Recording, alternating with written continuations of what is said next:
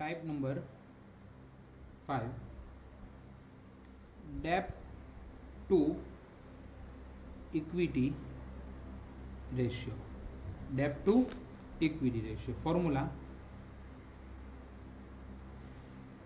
डेप्ट upon equity. Easy formula है.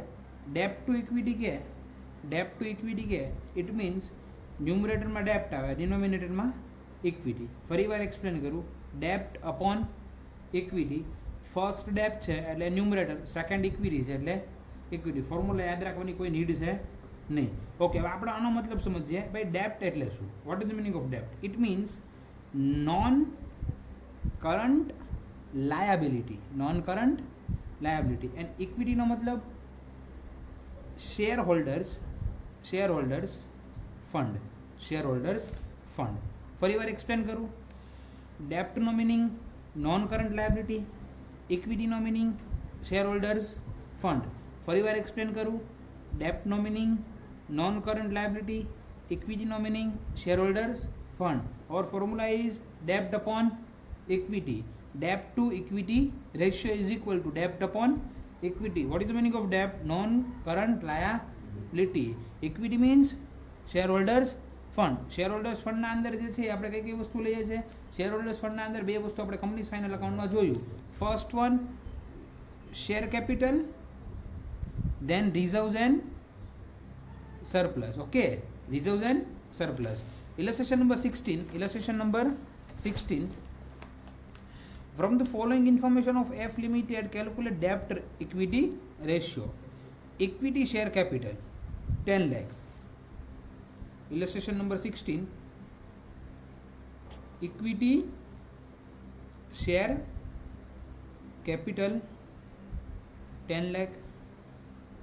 Then general reserve 6 lakh. Profit and loss account 4 lakh. Outstanding expense 1 lakh.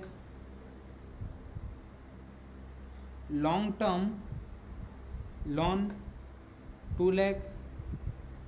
Long term provision 2 lakh. આ આપણો question હતો. Okay, હવે આપણે answer ઉપર જઈએ. અહીંયા તમને ક્લિયર કટ કીધું છે કેલ્ક્યુલેટ ડેપ્ટ ઇક્વિટી રેશિયો. ડેપ્ટ equity is equal to liability upon equity. લાયબિલિટીમાં long term liability. Long term liability means non current liability. Okay, હવે તમે ક્વેશ્ચનમાં જુઓ તો ભાઈ ક્વેશ્ચનના અંદર ઇક્વિટી શેર કેપિટલ કેટલું છે? 10 lakh. Equity share capital 10 lakh. General reserve એટલે શું કહેવાય? Reserves and surplus. Reserves and surplus. તો એ શું થાય? પ્લસ થાય. ઓકે, પીએનએલબી શેમાં આવે? Reserves and surplus. એટલે તમારે ઇક્વિટીના અંદર equity plus general reserve plus profit and loss total 10 lakh plus 6 lakh plus 4 lakh. It means 20 lakh તમારું શું છે? ઇક્વિટી એન્ડ ઇક્વિટીના અંદર તમારા કેટલા આવ્યા? 20 લાખ. કઈ રીતે આવ્યા? તો કે ભાઈ ઇક્વિટી આપણે પહેલાં ફાઇન્ડ કરીએ. ઇક્વિટી તો equity share capital plus general reserve plus profit and loss. It means 10 lakh plus 6 lakh plus 4 lakh. 10 plus 6 16, 16 plus 4 20 lakh. Equity કેટલું મળ્યું? 20. એકચ્યુઅલ આપણો ક્વેશ્ચન શું છે? કયું? ડેપ્ટ ટુ ઇક્વિટી. ડેપ્ટનો મતલબ શું થાય? Non current liability. ઇક્વિટીનો મતલબ ઇક્વિટી. ઇક્વિટીના અંદર કઈ કઈ વસ્તુ આવે? ફરીવાર રિમાઇન્ડર કરીએ. ઇક્વિટીના અંદર બે વસ્તુ આવે. કઈ બે વસ્તુ આવે? તો કે ભાઈ equity share capital plus reserves and surplus. એટલે રિઝર્વ્સ એન્ડ સરપ્લસના કેટલા છે ટોટલ? 20 લાખ. હવે નોન કરંટ લાયબિલિટી. તો નોન કરંટ લાયબિલિટીના અંદર નોન કરંટ એટલે કેવી? કે જે લોંગ ટર્મ હોય. કેવી હોય? નોન કરંટ એટલે long term. It means outstanding expense. Outstanding એટલે શોર્ટ ટર્મ છે. કેવા થયા? Short term. તમારે થોડા ટાઈમમાં એ અમાઉન્ટ જે છે આપવાની છે. એટલે આઉટસ્ટેન્ડિંગ આવે નહીં. Okay, long term loan 2 lakh અને લોંગ ટર્મ પ્રોવિઝન 2 લાખ. આ બે લોંગ ટર્મ છે. એટલે લોંગ ટર્મ એટલે કે નોન કરંટ લાયબિલિટી. 2 + 2 કેટલા લાખ થયા? 4 લાખ. એટલે લોંગ ટર્મ લાયબિલિટી કેટલી થઈ ગઈ? 4 lakh. It means 4 lakh divided by 20 lakh. 0.20:1 તમારે કમ્પલસરી લખવાના છે. તમને ડેપ્ટ ટુ ઇક્વિટી આવે. આપણે જો ગ્રોસ પ્રોફિટ રેશિયોના અંદર પર્સન્ટેજ હતા. પછી નેટ પ્રોફિટ રેશિયોમાં બી પર્સન્ટેજ, પછી current ratio and liquid ratio આમાં /1 અને સેમ ડેપ ટુ ઇક્વિટીમાં બી /1. ઓકે, આટલું જે છે આપણે લોકોને દઉં છે.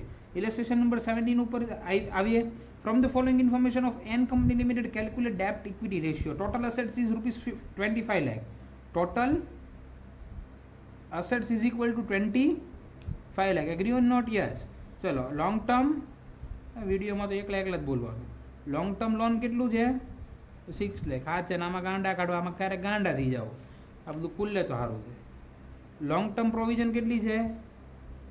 4 લાખ. કેટલી છે? 4 લાખ. અને કરંટ લાયબિલિટી 5 લાખ. એકદમ ઇઝી છે, આમાં કશું નથી. કઈ જ સર ઘણા બધા સ્ટુડન્ટ જે છે ને છેલ્લે પૂછે. બરોબર, અમારે એક સિક્કા સાહેબ છે એ છેલ્લે પૂછે કે સર આ કયું ફોર્મ્યુલા લેવાની, છેલ્લે કેમ ખબર પડે? ભાઈ ક્વેશ્ચન તો રીડ કર મારા ભાઈ. Debt to equity, debt to equity formula શું? Non current liability upon equity. First non current liability. હવે તમે લોકો વિચારો, નોન કરંટ લાયબિલિટી, તો નોન કરંટ લાયબિલિટી અહીંયા તમને શું આપ્યું? તો કે અહીંયા long term loan. Long term એટલે જે નોન કરંટમાં આવે છે. લોંગ ટર્મ એટલે before 1 year, sorry after 1 year. After 1 year પછી તમારે પે કરવાની છે. Long term provision. તો ટોટલ લોંગ ટર્મ તમારી લાયબિલિટી કેટલી થઈ ગઈ? તો કે 6 + 4, 6 + 4 એટલે લોંગ ટર્મ લાયબિલિટી કેટલા લાખ થઈ ગઈ? 10 લાખ. યસ યા નો? યસ. ઇક્વિટી આપણે ફાઇન્ડ કરવાની છે. ઓકે, હવે તમે લોકો વિચારો તો કે ભાઈ આ જે છે આ આપણું બેલેન્સ શીટ છે. આપણું શું છે? Balance sheet. સમજો, આ સાઈડ છે એ equity and liability, amount, assets, amount. હવે એક વસ્તુ વિચારો કે બેવના ટોટલ કેવા થાય? સેમ. જે ટોટલ અસેટ્સ નો હોય એ જ ટોટલ કોનો થાય? તો જ ફાઇનલ અકાઉન્ટમાં બેલેન્સ શીટ બને. જે ટોટલ અસેટ્સ હોય એ ટોટલ લાયા. તો એ તમને ટોટલ અસેટ્સ કેટલી કીધી? તો કે ભાઈ total assets 25 lakh. Total assets બને કેમ? તો કે ભાઈ કરંટ અસેટ્સ અને નોન કરંટ અસેટ્સ, આ બેનો ટોટલ કરો એટલે ટોટલ અસેટ્સ મળી. તો total assets is equal two total equity and liability. આ બે કેવા થાય?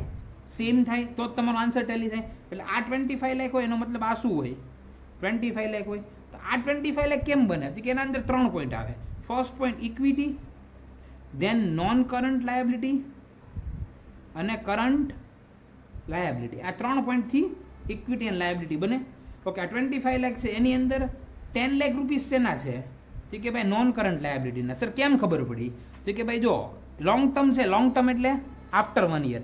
6 + 4 10 એટલે નોન કરંટ લાયબિલિટી થઈ ગઈ. કરંટ લાયબિલિટી કેટલી આપી? 5. હવે તમે લોકો વિચારો કે ટોટલ લાયબિલિટી 15 લાખ થઈ ગઈ. 10 + 5 15. તો 25 ટોટલ આવ્યો એનો મતલબ હજી કેટલી અમાઉન્ટ બચી? તો કે ભાઈ 10 લાખ રૂપીસ બચ્યા. કેટલા બચ્યા? એ 10 લાખ છે ના હોય ઇક્વિટી એન્ડ. ફરી વાર એક્સપ્લેન કરું, આમાં કશું નથી. આપણે શું ફાઇન્ડ કરવાનું છે? ઇક્વિટી. ઇક્વિટી ફાઇન્ડ કરીએ એટલે ઇક્વિટી એમાં આપણને આપી નથી એટલે આપણો તરત માઇન્ડ જે છે એ શાર્પ થયો. અને શાર્પ થઈને ક્યાં ગયો? કે આપણે બેલેન્સ શીટ પ્રિપેર કરીએ. ઓકે, બેલેન્સ શીટની અંદર equity and liability, amount, assets and amount. અસેટ્સનો total is equal to equity and liability. Total assets is equal to 25 lakh. It means total equity and liability is equal to also 25 lakh. Okay, here long term liability, it means non current liability is equal to 10 lakh because of 6 + 4 10.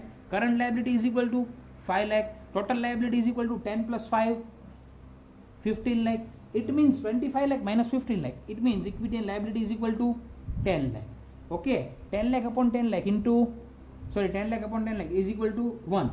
જેમ 1. આ જેમ 1 જે છે આપણે add કરીએ છીએ. કેમાં જો હું તમને ફરીવાર એક્સપ્લેન કરું. તમારે લોકોને gross profit ratio, net profit ratio, operating ratio, આમાં પર્સન્ટેજ એડ કરવાના છે. આ ઘણા બધા સ્ટુડન્ટ્સને કદાચ આના વિડીયો નહીં મળ્યા હોય, બરોબર છે, મળી જશે, ચિંતા નહીં કરશો. આમાં જે છે એ પર્સન્ટેજ એડ કરવાના છે.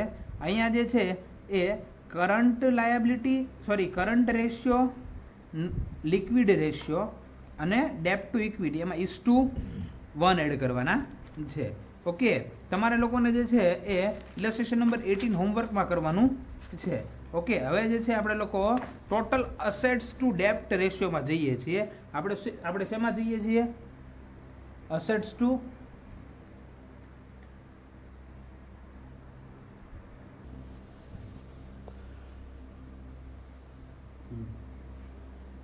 Okay, total assets two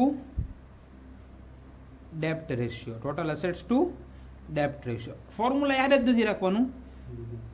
assets upon ડેપ્ટ, assets upon, પહેલામાં શું હતું? ડેપ્ટ અપોન ઇક્વિટી. આમાં assets upon ડેપ્ટ, assets upon ડેપ્ટ. Total assets છે એટલે ટોટલ અસેટ્સ અપોન ટોટલ ડેપ્ટ. ડેપ્ટના અંદર આપણે શું ટ્રીટ કરીએ છીએ? ડેપ્ટ એટલે શું? ડેપ્ટ એટલે હમણાં જ એક સમમાં કીધું, long term liability. Long term liability, it means non current liability, non current liability. Okay, illustration number 19 ઉપર આવીએ. From the following information of U Limited, calculate total assets to debt. કઈ જ દીધું છે? તું ગાંડી છો. total assets to debt, total assets to debt. બરોબર છે? ફરીવાર સિક્કો યાદ આવ્યો? એ કે સર ખબર કેમ પડે? અહીંયા જોવાનું ભાઈ. બરોબર છે? total assets to debt. Formula copy જ કરવાનું. ચોર સાલો. કઈ રીતે કોપી કરવાનું? total assets upon debt. ડેપ્ટ એટલે શું સિક્કા સર? તો કે ભાઈ ડેપ્ટ એટલે નોન કરંટ લાયાબિલિટી. ટોટલ અસેટ્સમાં તો ખબર પડે ને, ટોટલ અસેટ્સ એટલે શું? નોન કરંટ અસેટ્સ અને કરંટ. હવે સર ઘણા બધા હવે એ માગ્યું મારે, નોન કરંટ અસેટ્સ એટલે શું? નોન કરંટ અસેટ્સ એટલે જે અસેટ્સ આપણે આફ્ટર 1 યર યુઝ કરીએ. કરંટ અસેટ્સ એટલે બિફોર 1 યર જે અસેટ્સ યુઝ થાય. ઇટ મીન્સ તમારે ટોટલ અસેટ્સ લેવાની. બટ તમારો એ ફંડો ક્લિયર હોવો જોઈએ કે અસેટ્સ એટલે શું. બરોબર? પછી હવે એનું કાંઈ ન થાય ને તો ફરી વાર 11th કરવું પડે. Okay, assets upon debt, total assets to debt, assets upon debt. Okay, information આપી છે. Share capital 30 lakh, reserves and surplus 5 lakh, non current liability 10 lakh end current liability 5 lakh. Okay, હવે જો અહીંયા તમને સિમ્પલ હું કહી દઉં કે ભાઈ અસેટ્સ આપણે ફાઇન્ડ જે છે એ કઈ રીતે કરશું? આમાં અસેટ્સનો એકે ઓપ્શન નથી, બધી લાયબિલિટી આપી છે. જો current liability, non current liability, share capital અને રિઝર્વ્સ એન્ડ સરપ્લસ. તો સર તમે હજી હમણાં જ શીખવાડ્યું. શું શીખવાડ્યું? કે ભાઈ બેલેન્સ શીટ પ્રિપેર કરવાનું. જ્યારે કોઈ બી ઇન્ફોર્મેશન તમને ના આપી હોય, જ્યારે આપણે બેલેન્સ શીટ પ્રિપેર કરીએ છીએ, equity and liability, amount, assets, amount. Sir તમે હમણાં જ કીધું. શું કીધું તું? બેવનો ટોટલ કેવો આવે? સેમ આવે. બેવનો ટોટલ કેવો આવે? સેમ આવે. બેવનો ટોટલ સેમ આવે. બરોબર છે? ક્યારેક રાડ નાખો તો તમને ક્લાસરૂમ જેવી ફિલિંગ આવે એટલે નાખી. ઓકે, બેવનો ટોટલ સેમ આવે. અહીંયા જુઓ, share capital, reserves and surplus, non current liability અને કરંટ લાયબિલિટી. ઇક્વિટીમાં એટલું જ આવશે, 30 lakh plus 5 lakh plus 10 lakh plus 5 lakh. 30 plus 10 40, 40 plus 5 45, 45 plus 5 50 lakh. 50 lakh જે છે એ તમારી શું હશે? Total assets. Because of balance શીટના બે ટોટલ કેવા આવે? સેમ. એટલે ટોટલ અસેટ્સ કેટલા લાખ થઈ ગઈ? 50 લાખ. ડેપ્ટ two equity. ઓકે, ડેપ્ટ છે, ડેપ્ટ એટલે ઇક્વિટી થાય. શું થાય? ઇક્વિટી. સોરી, માફ કરજો. ડેપ્ટ એટલે શું થાય? Long term liability. Long term liability. And long term liability એટલે નોન કરંટ લાયબિલિટી. કેટલા છે? 10 લાખ. તો 50 lakh upon 10 lakh. our answer is 5:1. Simple sum છે. ઇલસ્ટ્રેશન નંબર 20 હોમવર્કમાં કરવાનું છે. આના પછી જે છે એ તમારો પ્રોપ્રાઇટરી રેશિયો જે છે એ આવતીકાલે નેક્સ્ટ લેક્ચરમાં સ્ટાર્ટ કરીશ. Thank you very much.